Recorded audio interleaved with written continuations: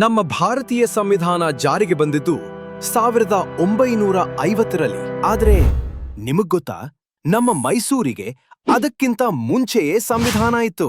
ಮೈಸೂರಿನ ಮಹಾರಾಜರಾಗಿದ್ದ 10ನೇ ಚಾಮರಾಜ ಒಡೆಯರು ಭಾರತದಲ್ಲಿ ಬ್ರಿಟಿಷರಿಗಿಂತ ಮೊದಲೇ ಪ್ರತಿನಿಧಿ ಸಭೆ ಅಂದರೆ ರೆಪ್ರೆಸೆಂಟೇಟಿವ್ ಅಸೆಂಬ್ಲಿ ಅನ್ನು ಸ್ಥಾಪಿಸಿದರು. ನಂತರ 4ನೇ ಕೃಷ್ಣರಾಜ ಒಡೆಯರ ಕಾಲದಲ್ಲಿ ಸಂವಿಧಾನದಂತೆಯೇ ವ್ಯವಸ್ಥೆ ನಮ್ಮ ಮೈಸೂರಿನಲ್ಲಿ ಇತ್ತು. ಭಾರತದ ಸಂವಿಧಾನ ಜಾರಿಯಾಗುವ 23 ವರ್ಷಗಳ ಹಿಂದೆ ಒಂದು ವಿಶೇಷ ಸಮಿತಿ 16 ತಿಂಗಳು ಕೆಲಸ ಮಾಡಿ ಮೈಸೂರಿನ ಪೂರ್ಣ ಸಂವಿಧಾನವನ್ನೇ ರಚಿಸಿತು. ಮೈಸೂರು ಸರ್ಕಾರ ಕಾಯ್ದೆ 1940. ಇದರಲ್ಲಿ 47 ಆರ್ಟಿಕಲ್ಗಳು, 7 ಅಧ್ಯಾಯಗಳು ಇದ್ದವು. ಹಿಂದುಳಿದ ಸಮಾಜಗಳಿಗೆ ರಿಸರ್ವೇಶನ್ ನೀಡುವ ನಿಯಮ ಕೂಡ ಇದರಲ್ಲಿ ಇತ್ತು.